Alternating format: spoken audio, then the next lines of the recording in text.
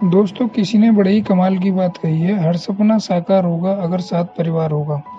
Welcome to my YouTube channel. मैं CP Nishad आपके लिए लेकर आया हूँ एक मोटिवेशनल स्टोरी। आशा करता हूँ आपको बहुत पसंद आएगी। दोस्तों, एक बार की बात है, एक परिवार में एक लड़का बहुत ही बुद्धिमान और इंटेलिजेंट था। वह प्रत्येक परीक्षा में उत्तीर्ण होते समय फर्स्ट रैंक लेकर आया करता था। उसके परिवार वाले उससे बहुत खुश थे। उसके परिवार वालों को आशा ही नहीं, पूरी उम्मीद थी कि यह लड़का एक ना एक दिन हमारे परिवार का नाम रोशन करेगा। जब उसने अपनी 12वीं की परीक्षाएं उत्तीर्ण की, उस टाइम भी वह फर्स्ट रैंक लेकर आया। उसके पश्चात उसके परिवार वालों ने उसका दाखिला एक अच्छे कॉलेज में करा दिया।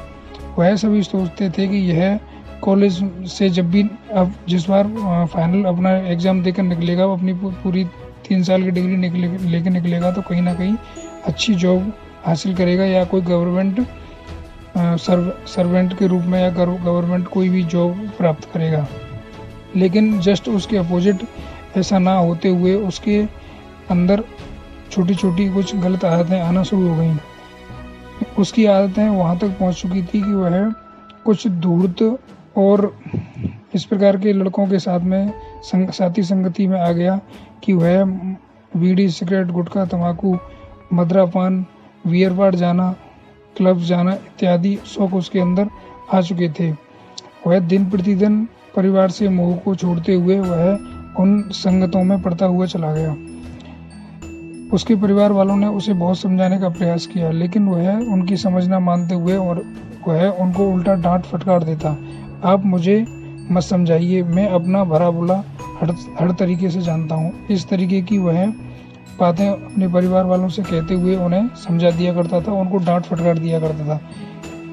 परिवार वाले उससे ज़्यादा कुछ ना कहकर, क्योंकि बच्चा समझदार है, अच्छा पढ़ रहा है, उसके बावजूद भी इस तरीके की हरकत कर रहा है, कुछ गलत कदम ना उठा ले, इस वजह से परिवार वाले उससे कुछ कहते नहीं थे। एक दिन उसके जो फर्स्ट ईयर के जो रिजल्ट आया, उसमें वह एक सब्जेक्ट में फेल हो चुका था।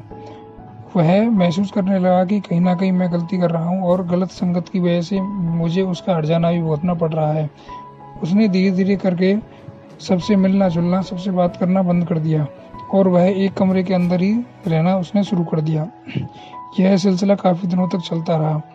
उसके परिवार वाले उससे कुछ ना कहते थे, क्योंकि वह पहले से ही उनसे थोड़ा सा अनबन रहता था। यह बात उसके एक प्राइमरी के अध्यापक, जो कि उससे बहुत प्रेम करते थे, उनको मालूम चलती है। वह जो उसके प्राइमरी के जो अध्यापक थे, जो उससे बहुत प्रेम करते थे, उन्होंने एक दिन उसको अपने घर पर बुलाया। सर्दियों का समय चल रहा था। वह एक लकड़ियों के अलाव पर ताप रहे थे। तभी वहां पर वह लड़का पहुंचता है। तो अध्यापक उससे कहते हैं, आओ बेटे, यहाँ बैठो।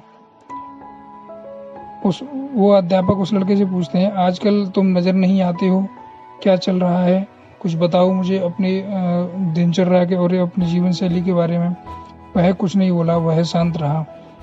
15-20 मिनट के बाद उस अध्यापक ने उस अलाव में से जलती हुई लकड़ी को अलग रख दिया। तभी उस लड़के ने कहा, सर, ये आप क्या कर रहे हैं, इस धधकती हुई लकड़ी को अलग क्यों कर रहे हैं। वह अध्यापक कुछ नहीं बोले। कुछ समय बाद वह धधकती हुई लकड़ी शांत हो गई और बुझ गई। कुछ समय के बाद वह बुझी हुई लकड़ी अध्यापक ने उसको उठाकर पुनः उसी अलाव में रख दिया और वह दोबारा से वह पहले के जैसे धधकने और आग की चिंगारी भरने लगी। तभी उसके जो अध्यापक थे, उन्होंने उस लड़के से कहा, अभी आपकी कुछ समझ में आया कि ये लकड़ी जब अपने परिवार मतलब उस धधकती हुई आग में एक साथ थी तो कितना आग से जल रही थी। मैंने उसको अलग कर दिया तो यह बुझ गई। आपकी समझ में अब आ जाना चाहिए कि परिवार से अलग रहकर कोई भी व्यक्ति सफल नहीं रह सकता है। जिस प्रकार से अब तुम परिवार से अलग रहकर बुझे से और शांत से रहते हो, यह कहीं ना कहीं तुम इसी प्रकार के जो उदाहरण मैंने तुम्हें दिया है, उसी का परिणाम है। तो अपनी जो तुम्हारी जो अंदर जो आदतें थी, उनको बदल दीजिए और परिवार के साथ में दोबारा से रहना और खुश मिजाज रहना शुरू कर दीजिए। तो दोस्तों, मेरी ये छोटी सी स्टोरी आपको कैसी लगी, प्लीज़ मुझे लाइक करके और कमेंट करके अवश्य बताएं और मेरे चैनल को सब्सक्राइब करें। धन्यवाद।